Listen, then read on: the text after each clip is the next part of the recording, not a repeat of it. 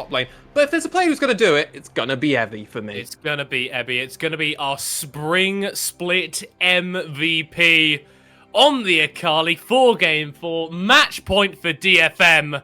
And they're going to want to close out this game in similarly dominant fashion as game 3 and 2. Sengoku need to arrest their fall. They need to find something. They need to push us to a game 5 if they want to keep any hope of claiming the LJL title alive. Interesting choice here. NT deciding to go for the Glacial Augment as opposed to going for something a bit more tankier. That is a choice. It's not a very controversial one. The only reason I would have liked to have seen it is just so they actually have that extra tanky or kind of off-tanky build. Yeah, NT and obviously Nautilus is going to do that. I just prefer the kind of Guardian-esque direction. Love the grasp, by the way, from Paz. I know you can go Spellbook, but you need to be the tank for the side of Sengoku Gaming for does Paz. So he'll be the front line with Once, really trying to find the angles and hopefully getting on top of Udapon.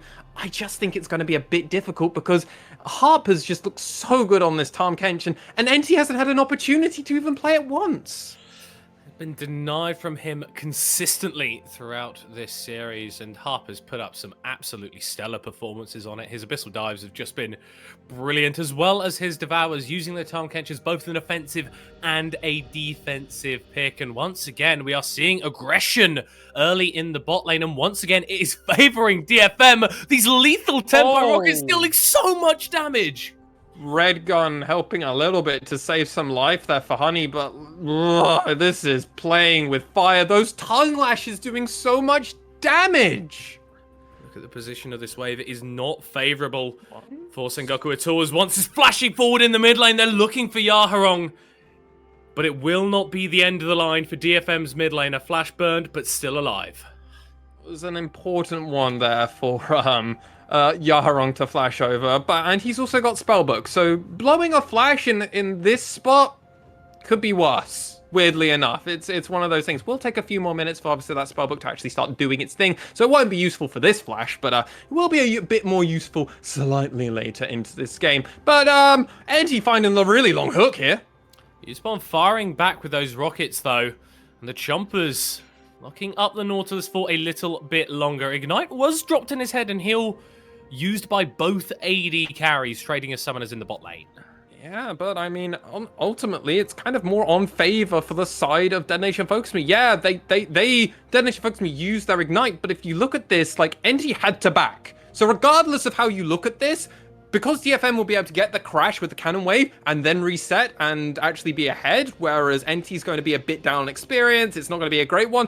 DFM kind of slowly coming out on top in this early game, at least when it comes to that bot lane. I mean, top lane's going rather well for Ebby at the moment, though Once is pathing back in and definitely looking to do something against DFM. Yeah, Gray's a bit more of a different style of champion that we've seen once on this series. We've seen the Lee Sin, we've seen the Jarvan, a bit more gank focus. Gray's all about the farming and getting to a point where he is just indomitable. Mid lane, though, going pretty good for Sengoku. Jet flexing the early game power of that LeBlanc against the Rise, who does need a little bit more time to scale up. Yaharong picking up the tier, TPing back into the mid lane of Steel, doing his namesake to these Krugs, but Sengoku will not go down without a fight here, forcing the flash away from the DFM jungler. I love that preemptively. I mean, they would have known that because of the teleport coming in from Jet, so I think it's a fantastic thing to do, just to make sure that you kind of dissuade them, you're trading effectively, and NT here just kind of escorting and preventing the wave from crashing in, so Jet didn't lose anything for that TP top. So, hey, Sengoku definitely feeling a bit more together in this match. Yeah, things aren't going perfectly, but they're currently at gold parity, and it feels like they're a bit more on top. We're about 5 minutes in and nothing terrible's happened. That's a positive to take. How long it will stay like this, though, we'll have to see for both sides. Yeah, I mean, that just speaks to the quality of DFM as a team that even being even with them at the 5 minute mark is an accomplishment, and it is.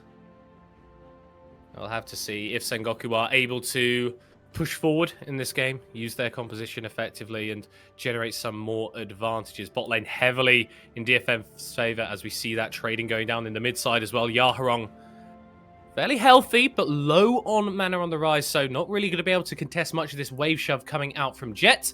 That frees up a bit more space for once to clear out some of this vision and just shadow his mid laner.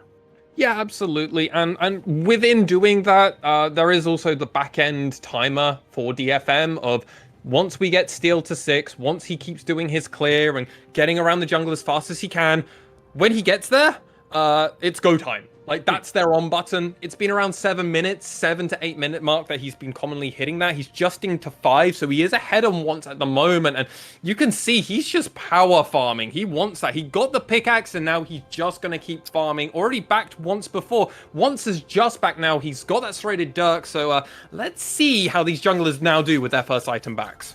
But it is once a little bit behind in terms of the tempo, still on the map earlier. Up in XP, up in CS. Itemization, not quite as favorable, but definitely flexing on this Nocturne. Should be hitting level 6 in a couple of camps' time, then could start landing those paranoias, making everyone across the map absolutely terrified. Jet with a double chain onto Yaharong, just trying to pressure the DFM mid laner out of this lane, securing extra priority for Sengoku as they're picking up probably the earliest Drake of this entire series. Yeah, no, this absolutely is. We've never been really seeing any of these teams killing it on spawn, and 6 minutes? Yeah, I don't think a single dragon's gone down this series at the 6 minute mark, and hey, well played to Sengoku. This is definitely an angle where your coaches can come in and go, DFM never play around it. They're not even warding it, just take it. Just actively take it. They're not setting up, and that's a good adaptation. That's a play adaptation. So if we can see a few more of these things from Sengoku, like knowing when to give up certain team fights and not opting into bad Herald fights or what have you, there's an angle here for Sengoku, and Dragon Soul is always a good one to have. Just having that in your back pocket provides you a little bit more power in the late game. And that's when Sengoku have found most of their victories in this playoffs run. I do want to see a bit more early game proactivity from them. Yeah, the Graves not great at that, but Jet should be getting a bit more of a shove in this mid side. Roam down to bot lane. You've got a lot of setup CC there. Get a dive going and maybe you can grab some kills. Yaharong throwing out these overloads, contesting this mid wave. He is. But, I mean, this is going to be a tank rise build, right? So, Jet is going to struggle to kill Yaharong as this game progressively goes on. I mean, Merc boots on both of these two mid laners. Jet will put out more damage than Yaharong, but Yaharong will be far more impactful in the team fights if Jet can't find the flanks. And when you look at the key members that Jet is going to be looking to kill, because realistically, he probably won't be able to kill Ebby. Jet will get, Steel will get to do his thing before anything else happens.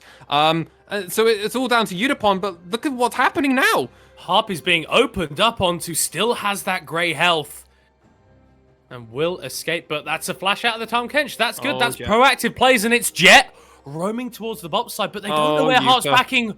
Collateral damage interrupts the reset, and now the DFM respond. Yaharon is cheating down from mid lane, still has access to the Realm Warp, but his bot lane is criminally low. Flash burnt by Yotapon, but it's first blood for Jet. It's second blood for Sengoku as their mid laner survives on single-digit HP, and now Yaharong's in trouble as well. 3 kills in the early game for Sengoku. That's more like it. I love the idea from Steel there as well, popping the paranoia to make it seem like actually it's about to become a 4v4 and we're calling the shots, but frankly, for me, I think that needed to come out a lot earlier if they were hopeful for that, and they had to know if Steel was on vision or not. To my understanding, I believe Steel had been seen a few seconds before this play. If you actually have a look where he pathed around, he had actually seen on this Rift Herald. So Sengoku know that when the paranoia, if it is procced, he's not there. And you can see the question mark pings coming out.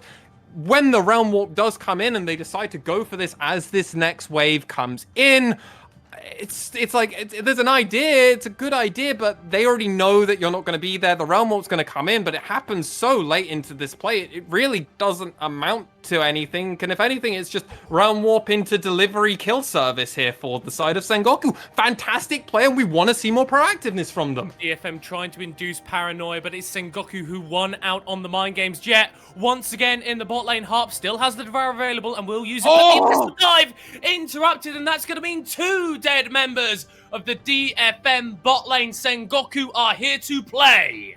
What a performance from Sengoku, back to back, and they are targeting the bot lane of Sengoku. Well, no, of Detonation FocusMe. And this is what we wanted to see, because when you think about it, who's the MVP carry for the side of Sengoku? It's always been Honey. He has always had to carry a team, but now with the side of Sengoku, he's had insurance policies. He's had other options than those around him which can also do those same performances, and he can transition and be more of that late game carry. This is what we wanted, Sengoku, and it's fantastic to see it. 2k gold lead at 10 minutes in. Long games are our area indeed. Well, early games might be your area. If the start of this game is anything to go by, we'll need to make sure that they do actually transition it effectively, because that is an issue that some teams have had in the LJL. I love this, though, from NT. Going forward onto the bot lane, Jet being here as well. There's really nothing that Utapon and Harp can do. And currently, we've not seen a single thing out of that paranoia. I love the fact that NT wasn't using his passive on the Nautilus, so he could actually just wait for Harp to try and do the Abyssal Dive, and then cancel it. That's just free. Also, if he has his Q up, he can also buffer it with that. I'll be honest. The more I feel about it, if you're ahead as a Nocturne and no, as a Nautilus, and you're making the plays, you could actually come out on top. It just kind of depends on the dynamic of the matchup and the situation you find yourself in. As it stands, though, Sengoku, they want this dragon on spawn, and I love this proactivity and just upping the tempo. Keep this up, Sengoku.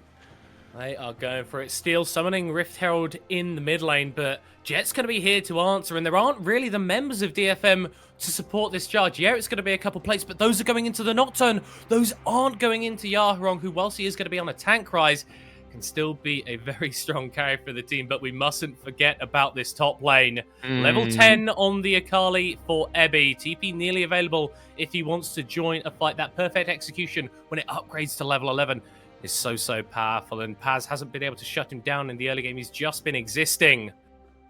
Sengoku looking for steal in his jungle. Ebby is roaming down there on the minimap. This could get pretty dicey for Sengoku if they overstep here. Paranoia going to be thrown out. The Realm Warp used as well.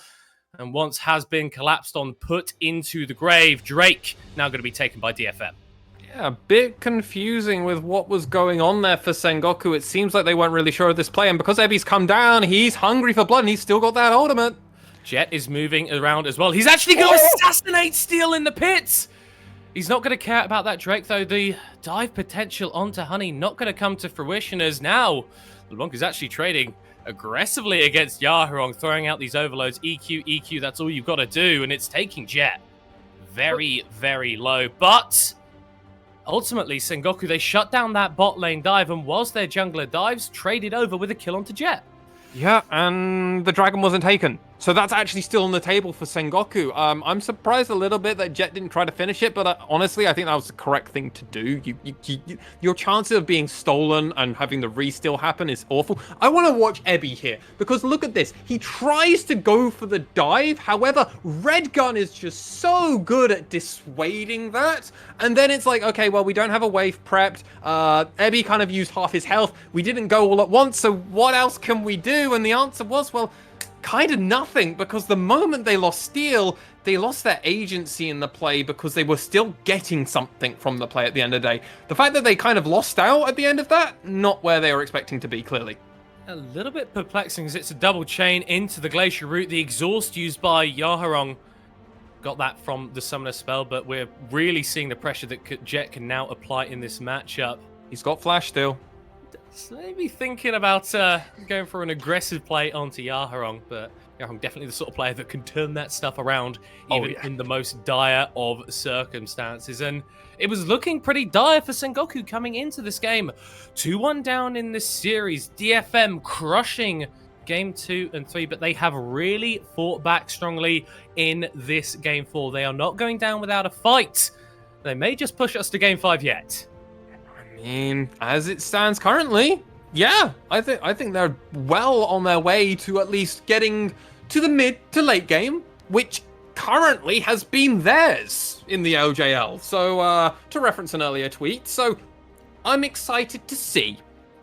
But the thing that I want to mention is a certain champion has hit over to level 11 and just got their first big item spike now. Ebi is going to be a bit of a nuisance for the side of Sengoku Gaming, and I'm specifically talking about it from a Honey perspective. Yeah, in the same way that a broken leg is a nuisance. Yeah. Possibly understating how painful this Akali can be if you're a squishy carry on the side of Sengoku, and with how good Ebi has been on it, it is going to be disgusting. Steel getting the second Herald of the game for DFM. The first one, not particularly effective. Let's see if they can get better use out of this one. Hopefully they can. They can definitely get this mid turret down, but they didn't get first turret. So that's a stat that they're definitely losing out a little bit on to end out this playoff series. But I mean, if Sengoku win it, it doesn't matter what it was, because one of these teams will make it to MSI, whereas the others, and Ebi is taken incredibly low in this exchange against Paz. Yeah, kind of relying on the true damage and the healing from the Riftmaker to carry him through this lane, but it is not happening as it stands, and that Hextech gate meant that Jake could port over Ebi, dodging away from the distortion though, going back into the Shroud! Perfect execution, not quite perfect enough. A third kill for the LeBlanc. When you land that chain, it doesn't matter if you dash and you do everything else. If you're just that close to a LeBlanc, it will get it, and well, we always said Jet was the insurance policy for Sengoku, but what about if he's just the carry? What about if he is the main idea and Honey, in actuality, is just the insurance policy? What about that then, Middlecott? I think Sengoku feel probably pretty good about this. Well, I mean, when Jet's on something proactive, he could pretty much do whatever he likes. Picking up that top lane tower, solo gold onto LeBlanc to keep her snowballing even further. Paranoia used in the mid lane from Steel, but this is a bit of an overextension to try and pick off Honey. The eat needs to come through from Harp to keep their jungler alive.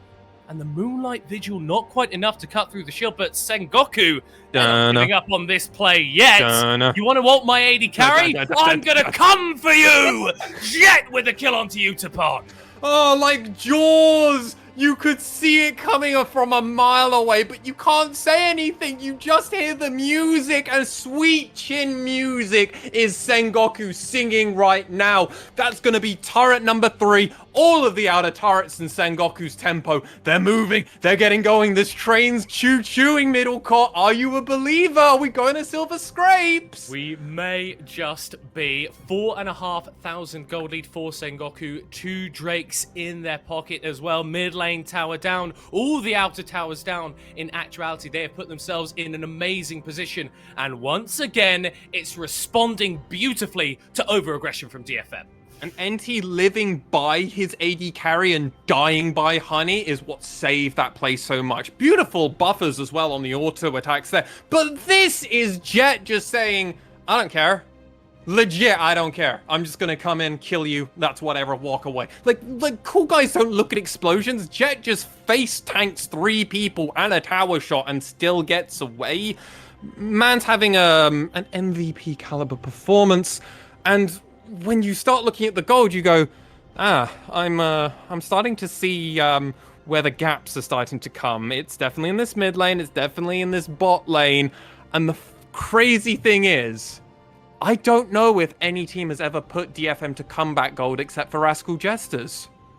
It's been tough as Steel catching out once here in the top side. The fear will connect, but it's actually Steel who took the worst end of the trade. Collateral damage to the back of the head as Jet once again distortioning forward, once again looking for the play. The Realm Warp used defensively. DFM tried to make a play in the top side. It gets turned around again. Hextech Drake is in 30 seconds. They've used a lot of tools to try and apply some pressure. And Sengoku will be happy with that as they make their way towards the bot side river. Yeah, and something of note is that Rift Herald that Steel went and got, that we thought was going to get thrown in the mid lane before that play went a bit awry for DFM, it's still in his inventory. He's going to need to use it, and yeah, he's going to be out on the map in time, but it's there. It's cool. And let's be real, we all know Sengoku know that's there, and their turret in bot side is perfectly healthy. They can actually just let this happen, just prioritize this Hextech Drake, and then look to do something else after. DFM have been the model of consistency in the LJL for so long, haven't missed a final since the very first split of this competition almost 10 years ago, and this is looking anything but consistent. Weren't able to get leads in game 1, looked amazing in game 2, but this time around, Sengoku have really pushed them, and they are not responding correctly. They're set up now in this bot side around this Drake. Ultimates available for still, level 11 on the Nocturne. But Udabon behind on itemization at the moment, and I'm not sure they're actually going to get hit in time. The paranoia is thrown out, but the engage comes through onto the Scion. You're not going to be able to kill him in a million years as Paz ults himself away, but gets a stun, and the Moonlight Vigil is massive once securing the kill, but it's DFM that are continuing to go forward. Ebby waiting in the wings. Blue Trinket thrown out to get away from that knockup as Yaharon goes golden to buy a little bit more time, forced to flash away, eaten up by Harp, trying to keep his mid lane alive, trying to carry this fight as hard as they can. The health bars in Sengoku not quite low enough. DFM, they don't get the Drake, and they lose their jungler.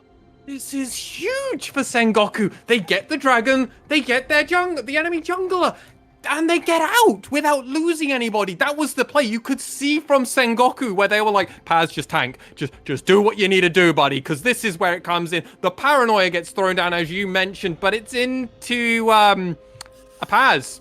It's into Paz, and this is fantastic because Sengoku, you can tell they don't want to have to fight unless they don't want it. The Moonlight Vigil was far more of a dissuasion and to kind of go, we can kill you, just don't keep coming at us. DFM realize they need to be proactive and try and do something, but that Blue Trinket just kind of goes, that's a death brush, that's a fanatic brush, let's not do that. And now you can see they're just like, hey, if we can find a pick, let's do it, but otherwise let's just get out. Sengoku, where was this game 2 and 3? I have no idea, but honestly, I underestimated them. I thought that they'd been put too far behind in this series to ever come back, but the team that reversed swept Rascal Jester in one of the most intense series the LJL has ever seen is fighting back in this one, pushing forward, trying to take us to a Game 5, trying to take us to one of the closest finals that we've seen in the LJL over all these years. They've not done it yet, but they are in an excellent position. The next 5, the next 10 minutes are going to be oh so important because the slightest overstep in DFM are exactly the sort of team to punish and punish hard. Absolutely. 12 Magi stacks now on Jet. This is getting into slight territory of pure terror. Where you just consider it from Detonation FocusMe's angle of going, okay, how do we win this game now? And then you start theory crafting it. And at the moment, what my brain is coming up in mad scientist kind of mode is, let's get to 40 minutes and just try and win a team fight. Because as it currently stands, Sengoku are so far ahead, we just need to wait and find an angle. Now, the other angle is, and this is kind of some hopium for you, Middelquart, and our lovely viewers out there. DFM are only about 5k down. Yes. That's not as bad as it could be. You get a Dragon Steel, that's a bunch more gold. You get a turret, suddenly you're only about 2 to 3k gold down, and then you're starting to go, okay, we're getting some angles, we've got some gold back, and Jet is terrifying, but I mean, if Harp eats the target that Jet's trying to do everything into with a chain or two, it doesn't matter anymore. So there's a chance. I'm a bit worried though. Harley walking forward as Steel didn't realise that they were all in the bush. Hey. Early eat onto the Nocturne to keep him alive, but the paranoia used as well. Those are massive tools used by DFM, and they get nothing for it. And that was a 5v3. Just to put that out there. 5v3, they pop that because Paz was the bot side and Jet was on the top side. They've now all converged together and they're looking. Trying to catch out DFM in their top side jungle. Ebby running around in the smoke. Vape Natial as he dashes over the wall, and Yaharon will also get away. But again, 2 ultimates burnt by DFM for absolutely nothing. Sengoku, Baron is on the table. Hextech Soul in a minute's time. They are exactly where they want to be. Yep, now it's time for Honey to prep and get the right guns that he wants here. He's going to be able to reset, and last time we looked at him, he had a lot of gold sitting on his person. I don't think he's actually gone back since all of that kerfuffle, so he's probably got a decent amount of gold to spend. No, we only had 600 and gets a control ward. Hey, help out your supports, ladies and gentlemen. Buy wards with that extra slot that you've got, because, I mean, it really does mean the phrase, ward saves lives, and they do. And vision denial is important as well, and that's what we're seeing from one series actually opted into the Umbral Glaive, rushed that even before he's grabbed the Eclipse, and that's why his vision score is 30 higher than Steel. Denying options for DFM to play this game is it's 30 higher than NT. Oh, it's highest in the goddamn game. Like, he is killing these wards for fun. Does boost you. On the Rift. Jet on the side. DFM walking in mid lane priority for Sengoku. Ebby has been spotted moving towards the top side of this fight by that wall, and that means that Jet can go over the wall and land a couple shots into his head. Not decisive damage. 70% HP on the Akali is bad for DFM, but Ebby has TP and can rejoin the fight.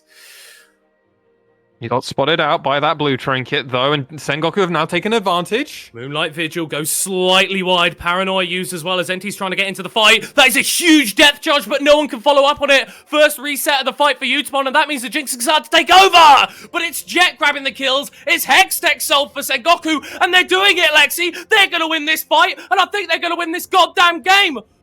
Honey supremacy, I do conform to, but maybe it's actually Want supremacy who made the call to go there, but Honey's going to get delivered this kill onto Wrong! Oh my god, Sengoku, you're so good! I'm sorry, we all didn't believe. None of us thought this would go to Silver Scrapes. I thought there would only be one game. Doubters be damned, Sengoku is here, and they're looking to march on to DFM's base pretty soon, I expect, middle court. As let's come into this replay, and I want to just highlight two main things. NT sacrificing himself and wants his decision to not join his team. So, as it stands, Paz is just tanking the whole team. NT already died, remember? Like, this is a real disadvantage fight. The only thing that is pretty good is no one's on top of Honey and no one's on top of Jet. So it's just like all the damage got thrown into NT and Paz. They did their jobs perfectly. They got the soul. And DFM, what'd you get out of this? You killed the tank support? Cool. That's not what you wanted out of that team fight. Everything went from bad to worse. And Sengoku... I'm a believer, middle cop. I think we're going to have it. Let's just keep it chill. Let's just keep it kill. Sengoku are on the precipice of a game 5.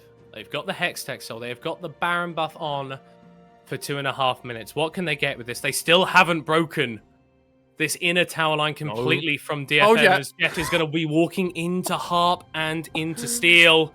But it's DFM that are getting played onto. The Nocturne taken low once again. The ultimate used by Harp to keep the Nocturne alive. And that's not what you want to be doing. The Paranoia for nothing. Again, Sengoku have been so good at baiting these cooldowns out from DFM, meaning that they can take an advantageous fight a little bit later. Something we've not mentioned, but because of everything that happened slightly earlier, Sengoku were able to get the Dread. Oh, Ebby, caught, chained, golden, dead.